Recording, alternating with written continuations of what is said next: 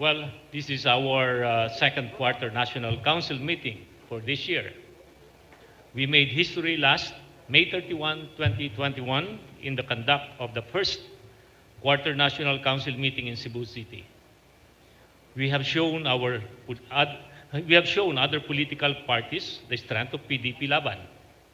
For this meeting, we will settle all organizational and administrative issues raised during the first National Council meeting.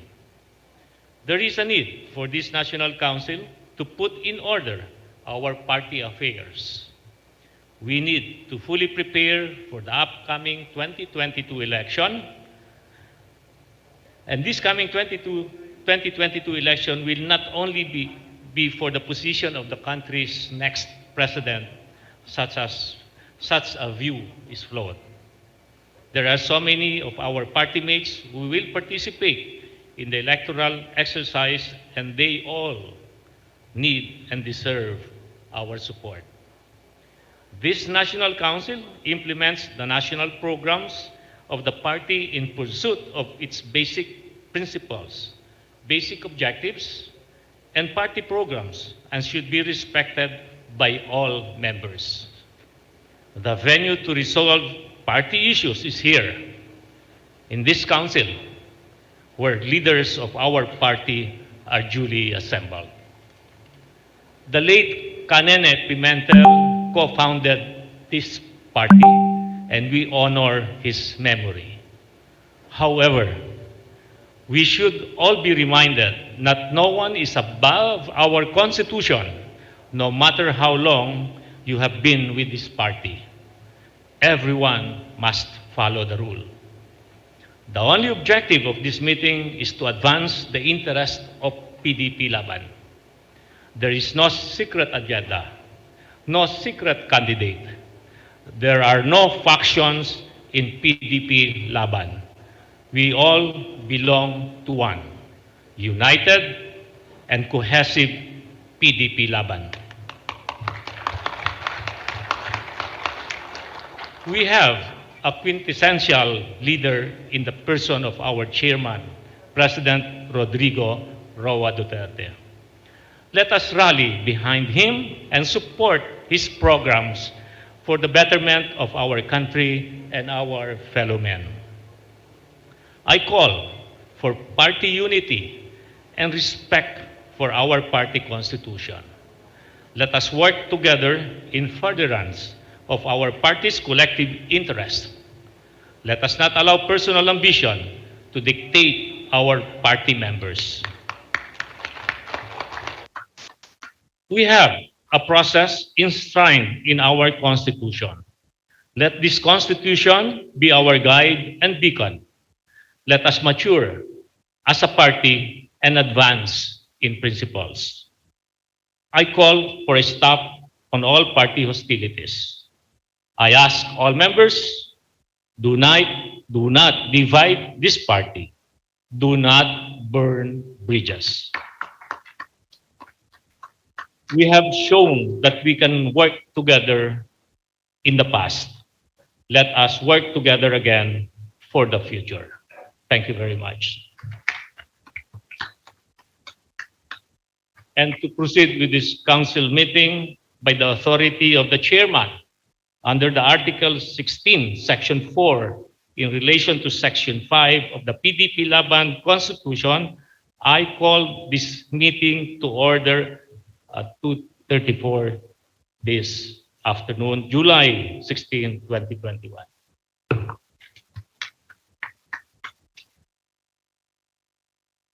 Mr. General Secretary General, can you please call the roll? Thank you, Mr. Chair. As of the moment, in attendance is we have 95 members of the National Council via Zoom and 22 individuals physically present.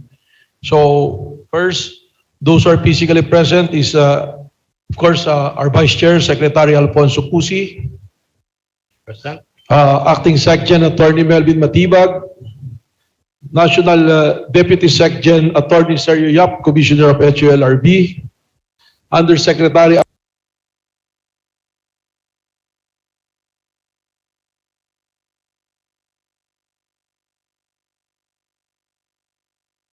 Quirino as well is also the chairman of Region 2 Council. Former PAGCOR Chairman Efren Hinwino for Region 4. Secretary Attorney Noel Pilyonco, Regional Council President, Region 7. Ms. Marjorie Jaramilla, Regional Council President, Region 8. Mr. Emmanuel Lumanaw, Regional Council President, Region 13. Former Board Member Alonso Saclag Jr., CAR. Yusek Donato Marcos, Provincial Council President of Bulacan. Secretary Vitaliano Aguirre, Provincial Council President of Quezon. Governor Florencio Joven Miraflores, Governor Provincial Council President of Aklan. Nixon Dizon, Provincial President of Cebu.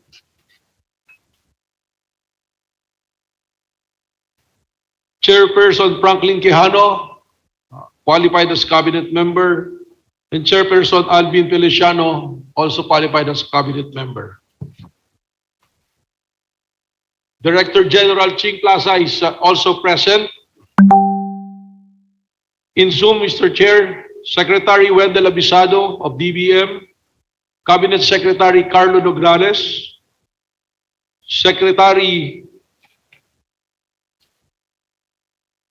Abdullah Mamaw, Yusek Martin Dino, Deputy Secgen for Luzon, Yusek Jonathan Malaya,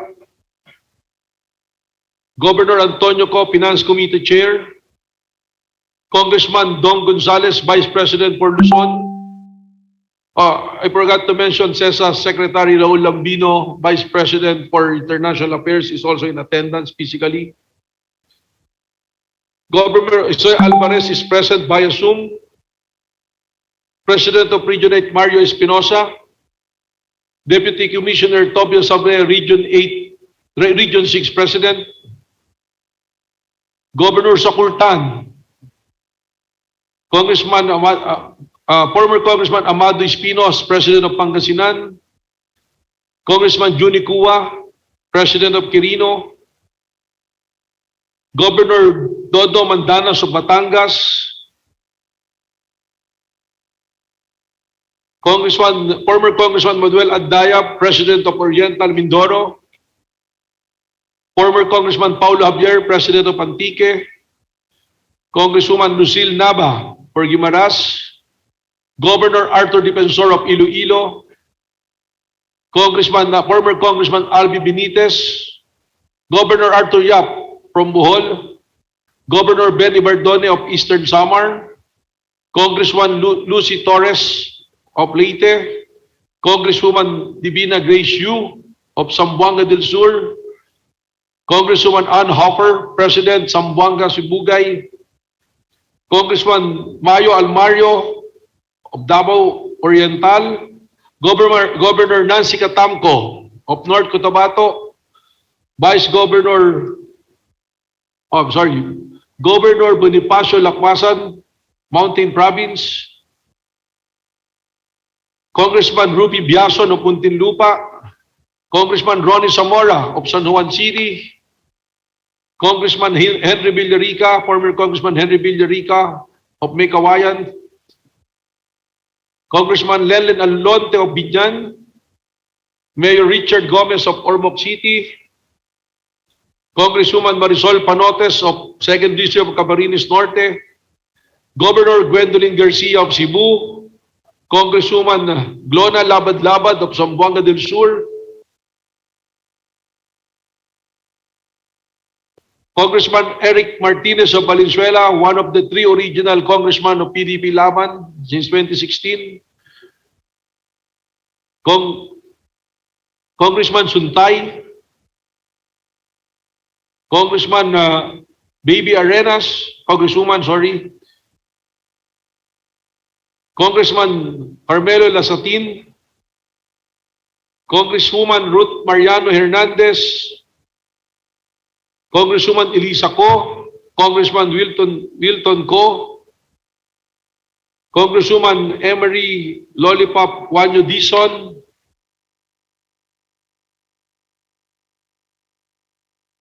Congressman Alan Duwali, Congresswoman Angel Matba, Congressman Francisco Matugas, Governor Bonifacio Lacuasan, Governor Amado Espino III, Governor Bons Dolor, Governor Jose Riaño, Governor Samuel Gumarin, Governor Wilter Palma, and Governor Sakurtan. I think I mentioned him earlier. So we have a total of 117. Congresswoman Saldivar is also present. Congressman Ferdinand Hernandez, Congressman Joet Garcia, Governor Ramil Hernandez of the province of Laguna is present, and Governor Bertuy is also present. In addition is Mr. Mario Espinosa of Region 5. So we have a total now of 121, Mr. Chair. The quorum that we need in order to convene the National Council is 64, Mr. Chair. So it's way above the required quorum under our Constitution.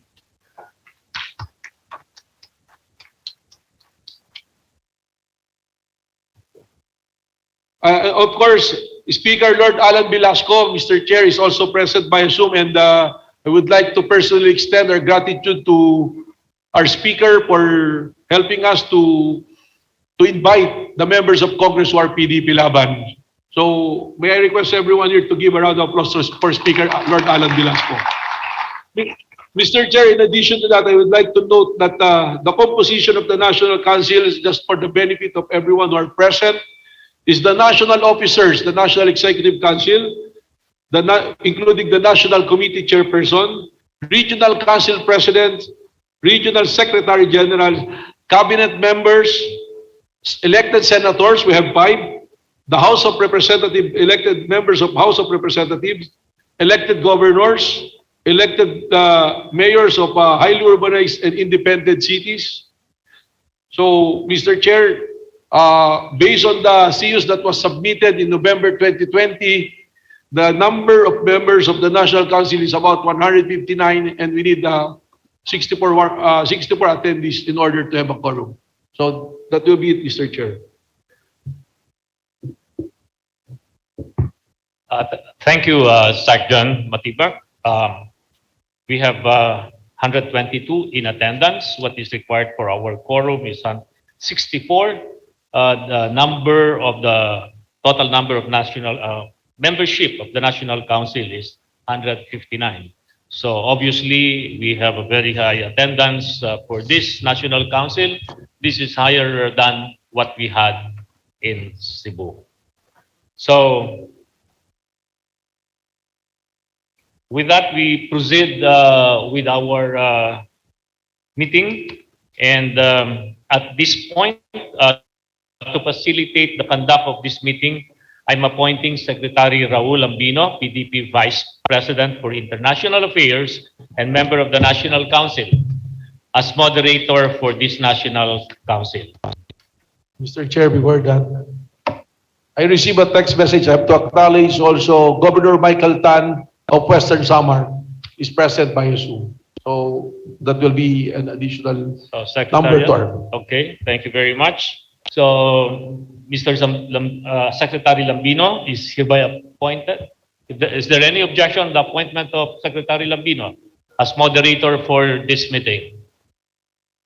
So, seeing no objection, so Secretary Lambino is hereby appointed as the meeting moderator. Thank you, Mr. Chair. I am very humbled and honored to be appointed as the moderator in today's National Council meeting. But before we proceed with the agenda, Mr. Chair, may I say something about some events that transpired in the last few days. It is unfortunate that even with the direction and support of the party chairman, President Rodrigo Roa Duterte, of this National Council meeting and in tomorrow's National Assembly meeting, some members of the party continue to act in violation of our Constitution by insisting on an illegal resolution. Such a resolution, allegedly signed by 6 members of the party without authority and who are clearly motivated by ill will, is not only void, but more so a blatant violation of our party constitution and principles. It should not be entertained and dignified. Such is an affront to the decency, dignity, and unity of which this party stands for. To put an end to such, I have received a manifesto of support from the House of Representatives. And may I read, Mr. Chair? Whereas the National Council adopted Resolution Number 4, Series of 2021, to convene the National Assembly on 17 July 2021 at 1 p.m. in Clark Angeles City. Whereas the role of the chairman is vital in the success of the party, especially that the filing of certificates of candidacy is fast approaching. Whereas, considering that the chairman is also the president of the country, it is essential that he is assisted by an able vice chairman in the person of Secretary Alfonso Cusi.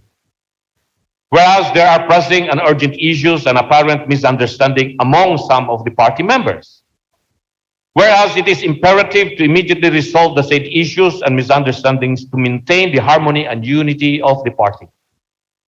Whereas the convention of the National Council of 17 July 2021 or the National Assembly is a suitable opportunity to resolve the issues and misunderstanding among the party members. Now therefore we, the members of the PDP-Laban in the House of Representatives, hereby manifest our support for the following. 1, the convention of the National Assembly on 17 July 2021 in Clark Angeles City. 2, the attendance of the President, as Chairman of the party, Rodrigo Roa Duterte, during the said convention. 3, the immediate resolution of the issues and misunderstanding among some party members during the said convention to maintain the harmony, peace, and unity of the party, and the continued service of Secretary Alfonso G. Cusi as Vice Chairman of the party. Adopted this 14th of July 2021, signed by Speaker Lord Alan J. Velasco, Congresswoman Marlene B. Alonte, Congresswoman Rosana V. Vergara, Congresswoman Ann K. Hofer, Congresswoman Florida P. Robes, Congressman Antonino G. Calixto, Congresswoman Angelica Amanti Matba, Congressman Joseph Lara, Congresswoman Divina Grace Yu, Congresswoman Emery Duanuk Dizon, Congressman Henry Villarica, Congressman Jose Francisco Benitez, Congressman Lawrence R. Defensor, Congresswoman Maria F. R. Abunda, Congresswoman Elisa Olga Tico, Congressman Eric L. Olivares, Congresswoman Josefina B. Tallado, Congressman Ruel Peter Gonzaga, Congressman Eric Martinez, Congressman Jose Enrique Joet S. Garcia, Congressman Francisco Jose Bengo Matugas, Congresswoman Lucelle Nava, Congresswoman Clona G. Labad-Labad, Congressman Del Along Malapitan, Congressman Joel Mayo Almario, Congressman Faustino Inu D., and Congressman Juni Ikua. I've received also messages from the other members of Congress who were not able to sign this resolution, Mr. Chair, that they have manifested also their strong support of this resolution.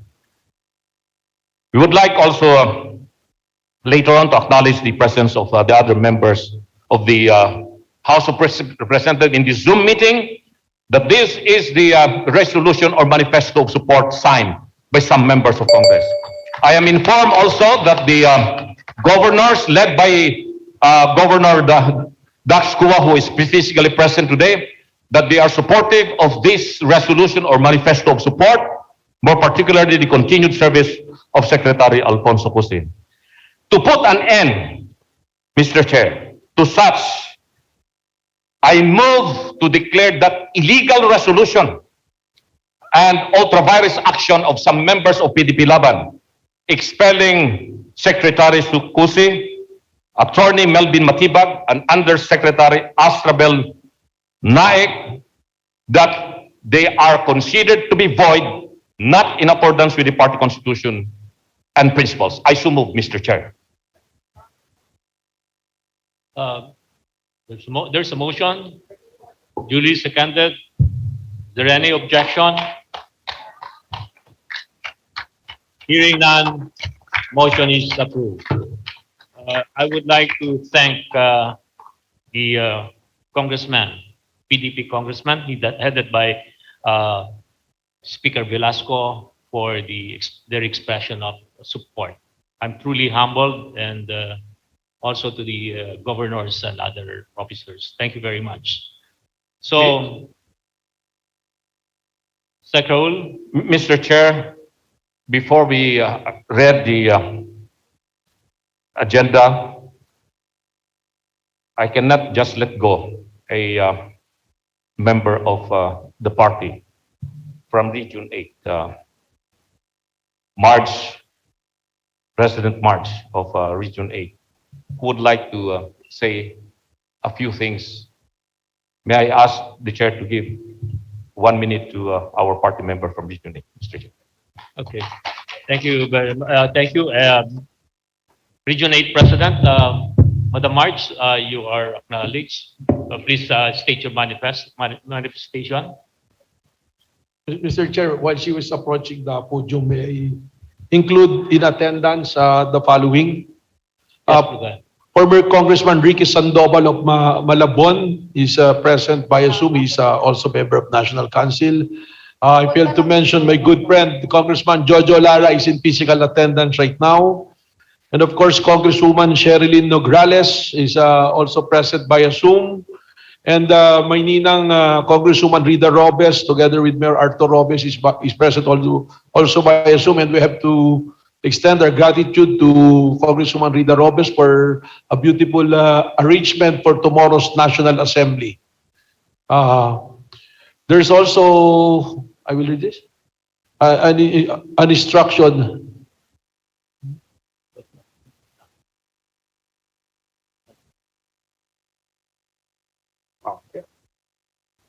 Yeah, I would like also to recognize, Mr. Chair, the presence of the group of Attorney Vic Garcia.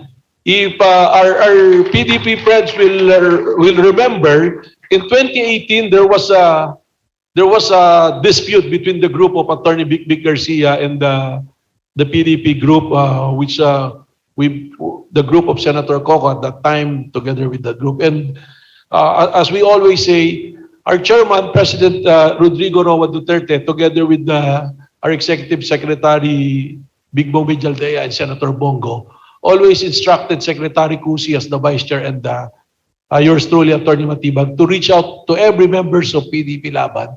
So I'm very pleased to announce that the group of Attorney Vic Garcia are present today physically and via Zoom. So we are a step ahead to our dream of unity of one PDP-Laban. That's all, Mr. Chair. Thank you very much. Welcome, Attorney Vic, to this council meeting.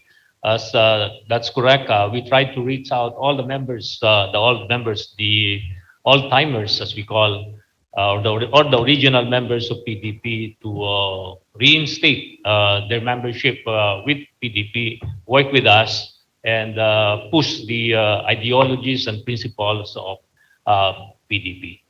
So that message is duly noted.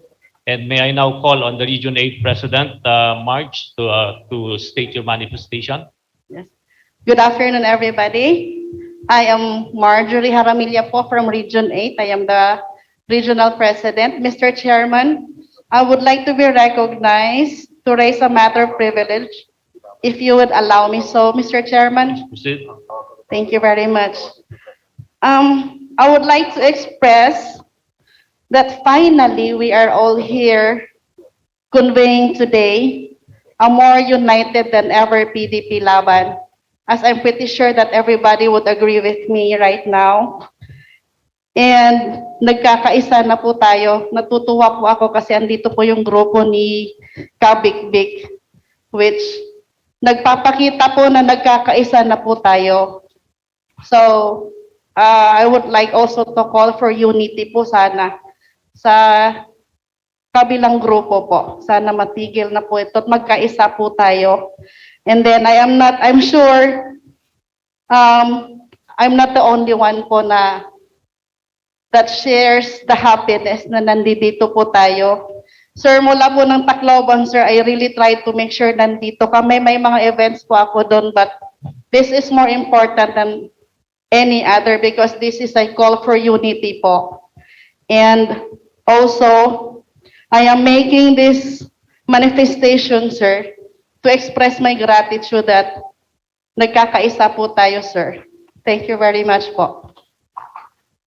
Thank you very much, Region 8 President March. That manifestation is duly noted. Mr. Moderator, can we proceed with the presentation of the agenda for today?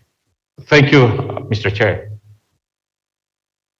For the consideration of the body, the following is the agenda in today's meeting. First, approval of minutes of the National Council meeting held in Cebu City on May 31, 2021. Second, reports of chairpersons of various committees per National Council Resolution number 6 series of 2021. Third, Treasurer's report on party finances per National Council Resolution number 7 series of 2021. Fourth, disciplinary matters pertaining to the letter of National Executive Committee to the Vice Chairman and PDP-Laban Bulacan resolutions. Number 5, setting of agenda for the National Assembly. Number 6, assigning of voting strength to PDP chapters. Number 7, administrative matters in preparation for the 17th July 2021 National Assembly and other matters, Mr. Chair. I move for the approval and adoption of this agenda. Okay, there is a motion for the adoption of the proposed agenda. Is there any second motion or objection? Seconded. Any objection? None from the floor. What about from the Zoom? None. So with the motion and duly seconded, the agenda for today is hereby adopted. Second, for the approval of the minutes of the May 31 National Council meeting. Mr. Chairman, we move to dispense with the reading of the minutes of the May 31, 2021 National Council meeting in the interest of time. In any case, this will be part of the Chairman's report for tomorrow's National Assembly.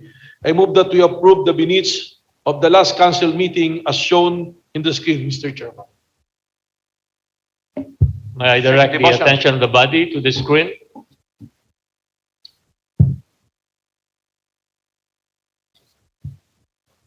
There's a move and seconded. Any objection to the motion? None. Motion is approved. We proceed, Mr. Moderator.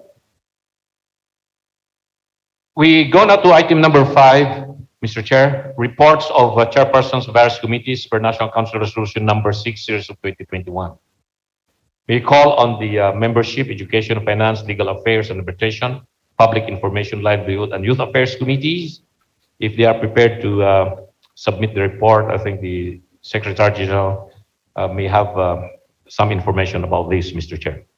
Thank you. Membership Chairperson, you have the floor. Before that, Mr. Chair. Yes, Section. Mr. Chair, please take note that only the chairperson of the membership committee submitted a report. All the others, chairman of the committee, failed to submit the report, Mr. Chair. So out of seven committees, only one submitted the report as required during the May 31 council meeting. So, okay, please proceed with your report, Madam Masra. Mr. Chair, I would like to render the report. I have submitted a written report, and together with the written report is also the report on the current political standing of the PDP-Laban.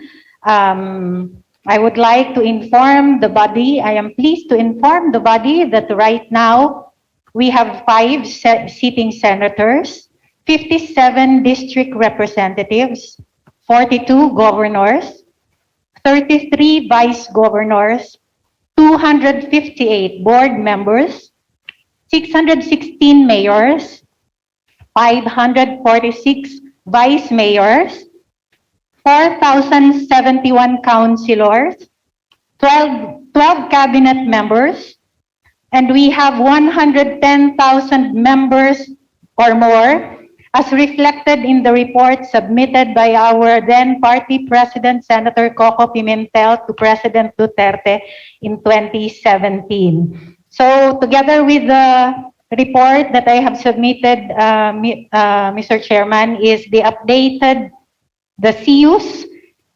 that we have submitted before the COMELEC last November 2020. And with this, Mr. Chairman, I would like to give the applaud as well to all the members of the different councils, the different chapters, and most particularly to our President Rodrigo Roa Duterte, who is the biggest force that made this biggest ever record of membership in the PDP-Laban's history. And I would like to request everyone to please give a round of applause to the very reason why we have done this day. Mr. Chairman, I would like to inform also the body that ever since PDP-Laban was created in 1982, it was the dream of PDP-Laban to get the executive and legislative fiat so that the programs and projects of the PDP-Laban will be implemented for the poor. So, Mr. President, Mr. Chairman, thank you very much, and the written report has been submitted to the Secretary General. I so move, Mr. Chairman. Okay, thank you, Membership Chairperson Astra. And hearing the report of the Membership Committee Chairperson, what is the pleasure of the body? Mr. Chair, relative to that report submitted by Chairperson of the Membership Committee, I move that the National Council approve and adopt the Membership Committee report. I so move, Mr. Chairman. There's a motion. Any seconded? Any objection? Hearing none, the motion is duly seconded. There being no objection, the same is approved. Mr. Chair, before we proceed to the next item of the agenda, considering that the Chairperson of the Youth Affairs Committee is here, Attorney Kat Contacto, may I ask that she be recognized, Mr. Chair? Please proceed. Mr. Chair, before that, I will again, I apologize to Attorney Kat Contacto. I paid to recognize her. She's also The present. Youth Affairs. Yeah. But before that, Mr. Chair, there are others who entered via Zoom. Governor Saldi Villa is already in. Congresswoman Marisol Panotes. Mayor Edwin Olivares is present. Congresswoman Sinsuat is present. And of course, Representative Alfred Vargas. And I would like to recognize also the mayors of Bulacan. They are physically present here. And PDP-Laban Region 3 for supporting this event. And former Vice Mayor of Bamban Tarlac, Fred Lumbay is present.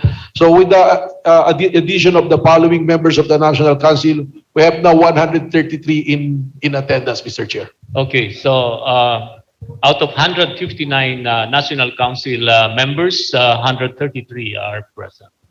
So Good afternoon to everybody. Just a short report on the events that we did during my tenure as chairperson of the Youth Affairs Committee.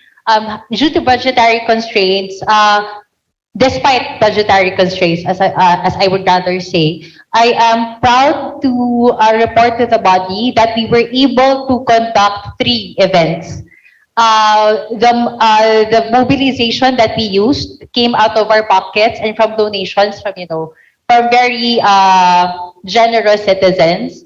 So the first activity that we were able to do was to sponsor a tour with the National Museum of 20 underprivileged grade school children. So for all of these children, actually, this is the first time that they were able to set foot in the National Museum. The first time that they were able to see the many artifacts that we have in the museum. And for most of these children, it is very heartwarming to hear from them that, the event changed their life. I'll buy it for a couple of hours. The next event, the next activity that we made was sponsored by current director of the Food Terminal Inc., Director Lara Brosola Bobbies.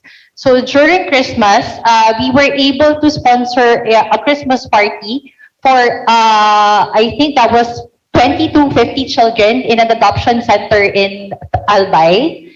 And the other one was spearheaded by Christine Caminade in Region 8 in Leyte. So she was also likewise able to sponsor a Christmas party for underprivileged children as well. So what I would like to say is that as far as the original officers and members of the PDP-Laban are concerned, the lack of funds wasn't really a hindrance for us to do our part.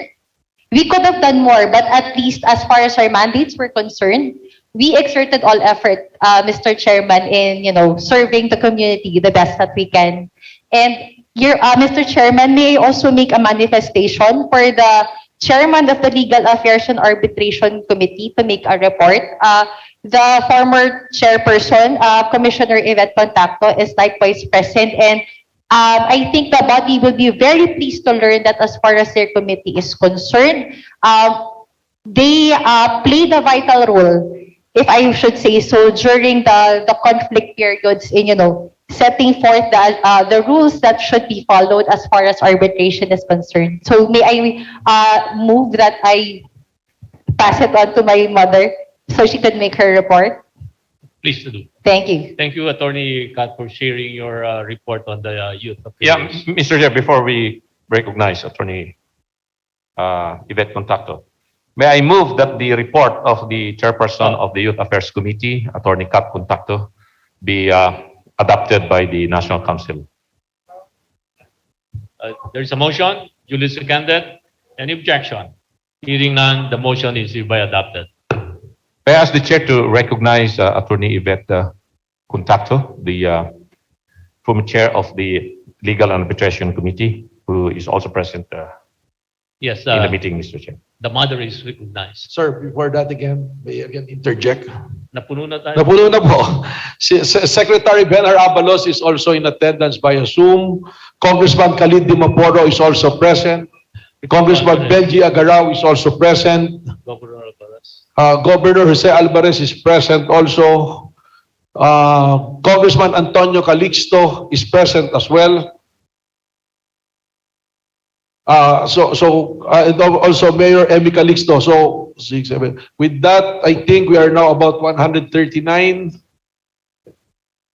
VP Porloson, Alvin Feliciano, I mentioned, and Franklin Quijano, I mentioned them already. Madi, yeah, nabanggit ko na sila. And Meron pa. I would like to recognize Mr. Dante Guevara, Vice President of Region 4A, Mayor George Beris, Deputy Secretary General of PDP-Laban Region 4A. I think the Section of Mandaluyong City, former Councilor Jess Cruz is present also. Director Prince Salazar of Land Bank. So yung Zoom po natin, Mr. Chair, with the addition of the names that I mentioned, is now 141, Mr. Chair. 141 out of 159 National Council members are present. And that is in accordance with the submissions, CU submission of 2019, as duly signed by Senator Coco Pimentel. So that's a very nice percentage of attendance. Thank you very much. So the others, I think there are 10 more, or how many more are left? 141, 18 more members of the National Council. You have the time to log in and be counted. So the moderator, please.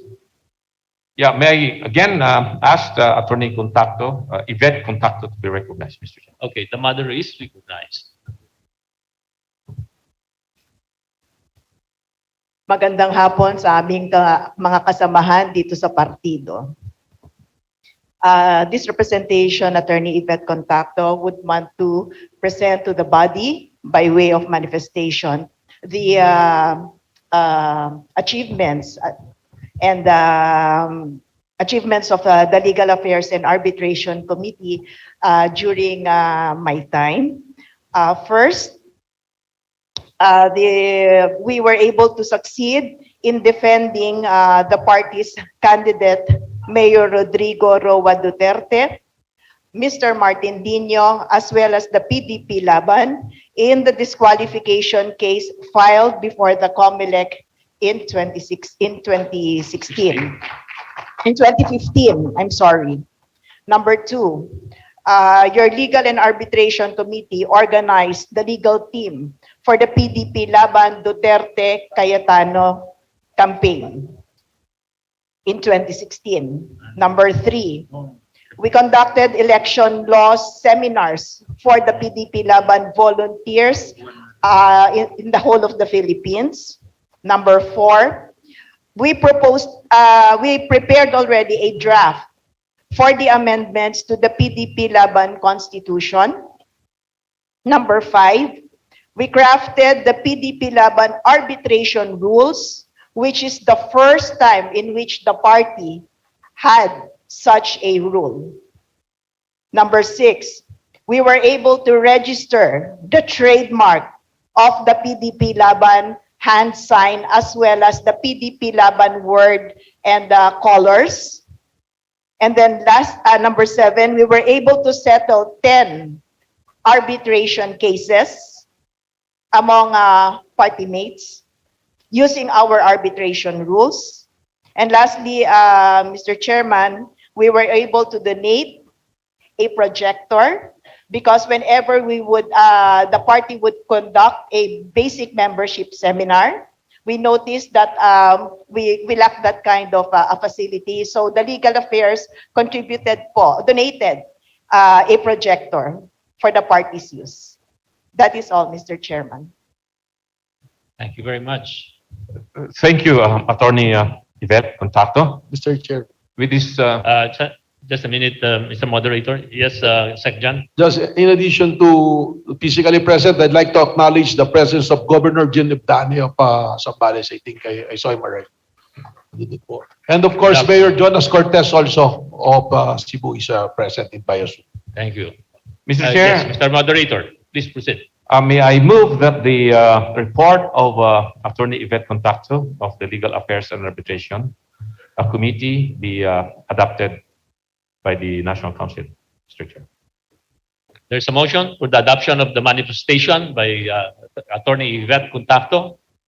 Any second the motion? Seconded. Any objection? Hearing none, the manifestation is hereby adopted, and I would like to thank Attorney Yvette Contacto for the job well done, and I hope that we can continue with the amendments of our Constitution and bylaws to attune it to the time. Mr. Chair, may I also submit my initial report as head of the International Department of PDP-Laban, which is a newly created department in the party. For the past 5 years, we have actively pursued and interacted with different political parties, more particularly here in the Asia-Pacific region. This is in line with the independent foreign policy of the President, our chairman of the party, President Rodrigo Roa Duterte. We had a series of meetings, both here in the Philippines and in China, with no less than the vice chairman present in some of these meetings and former president of the party, Senator Aquilino Coco Pimentel III. We also had interaction with the Social Workers Party of North Korea. In fact, we have sent delegation there the last 2 years. We have also interacted with the United Russia Party, which is the party in power in Russia now under President Vladimir Putin. We also have close interaction with the party of Malaysia, the United Malay National Organization, and the other political parties therein. We also have interaction with the Communist Party of Vietnam. We also have a series of contacts with the different political parties in Indonesia, in Thailand, and in other parts of Asia. We're also trying to get in touch with the other political parties in Europe and hopefully even in North America. After all these issues are resolved pertaining to administrative matters of the party and our preparation for the next national election, we hope to revive and make it more active, our party interaction, PDP-Laban, with the rest of the political parties in Asia and the whole world. So I so move, Mr. Chair, that this information that is submitted by yours truly as head of the International Department be adopted by the party. Thank you, Mr. Chair. Moved and seconded. Any objection? So the hearing no objection on the report of the International Committee, Relationship Committee, it is hereby adopted. Mr. Chair, before I move that the non-submission of reports from the other committees be forwarded to the Secretary General for appropriate action, may I ask that we recall Chairperson of the Membership Committee, Astra Naik, to clarify certain matters pertaining to the alleged expulsion of members of PDP-Laban who belong to the so-called attorney Big Garcia group that happened sometime in 2018, because there was some confusion as to whether they were expelled already from the party or they still remain members of the party. So may I recognize Yusek Naik to Yes, inform. Chairperson Astra, you are recognized. Please state your manifestation. Thank you very much, Mr. Chairman. I would just like to make the clarification as to the inquiry if the group of Attorney Big Garcia are still members of PDP-Laban. The PDP-Laban chairperson for Membership Committee hereby reports to the body that they are still members of PDP-Laban. There were no expulsion notices that the party has given to them. What happened was we had a meeting at anong tawag ng hotel in ano yung hotel?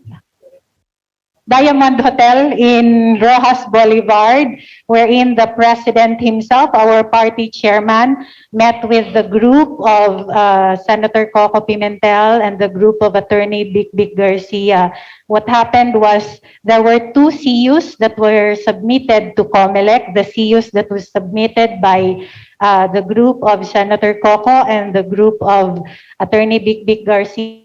However, during the proceedings of the COMELEC declared that the recognized officers, so the contention there was also for the officers of the party, and COMELEC declared that they have recognized the officers that were submitted, the CUs that was submitted by Senator Coco Pimentel. But as far as their membership is concerned, they are still members of the party, Mr. Chair. Thank you. Thank you. Thank you, Chairperson Astra. Given that manifestation, coming no less than from the chairperson of the membership committee of the party, I move, Mr. Chair, that we adopt the manifestation of Chairperson Astra Bel Naik Pimentel Naik, that the members of the so-called quote-unquote big group of the party are still full-fledged members of PDP-Laban party. It's a motion.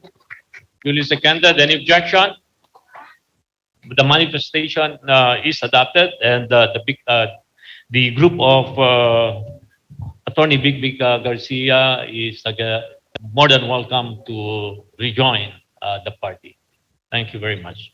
Thank you, Mr. Chair.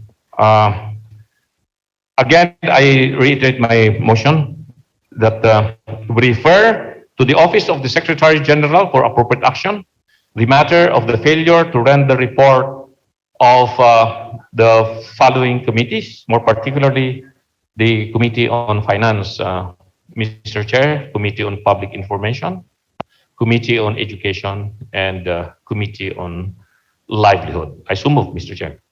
So there are 4 committees, section that did not render the report.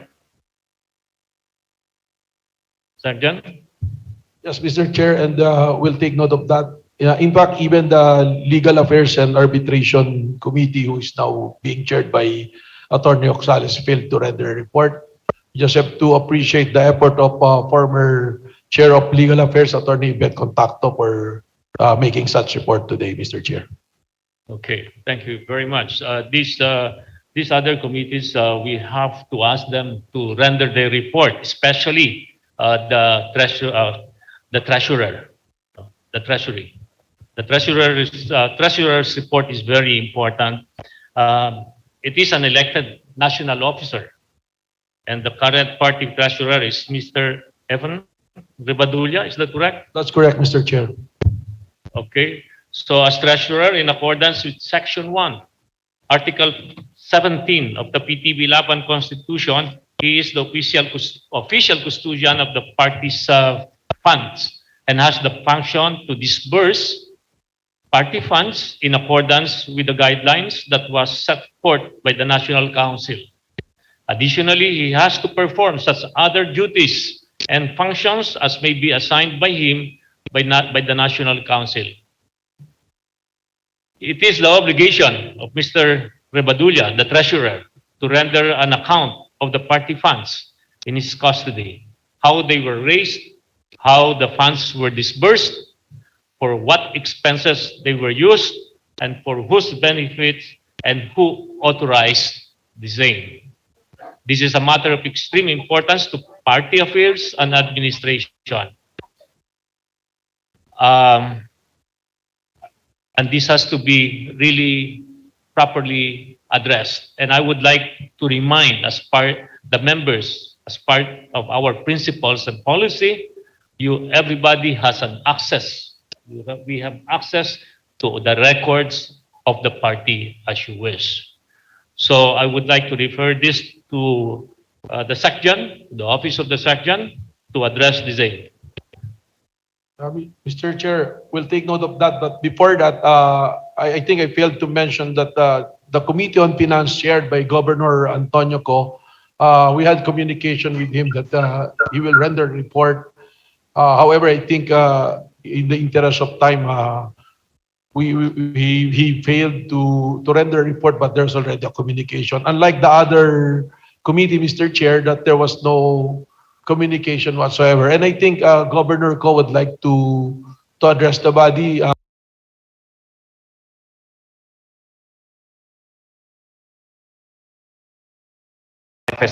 Report on the National Finance Committee. So I move that Governor Ko be recognized, Mr. Chair. Yes, Governor Ko, you have the floor. Thank you, Mr. Presiding Officer. Microphone, Governor. Please unmute the microphone of Governor. Thank you, Mr. Presiding Officer.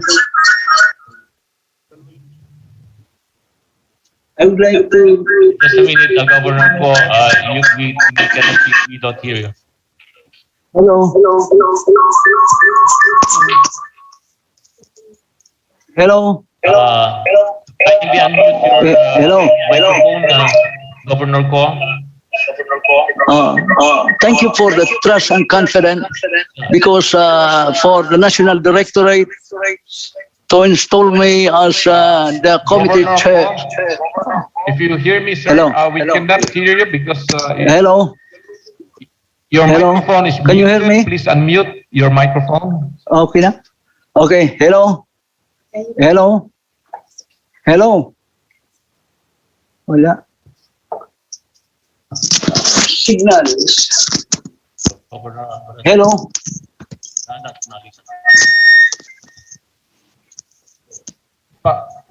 May report yata si Governor Ko, ano lang. Dalawa kasi yung nakapasok.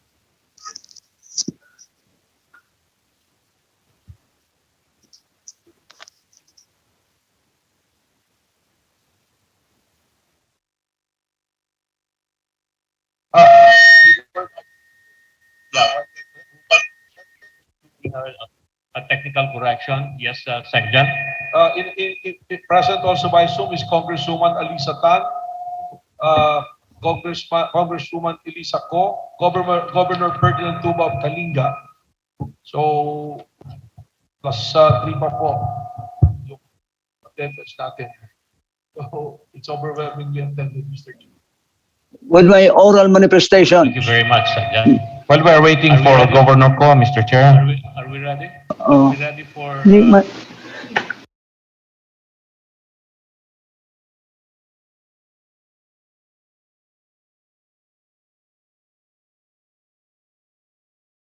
the following mayors from the province of Bulacan.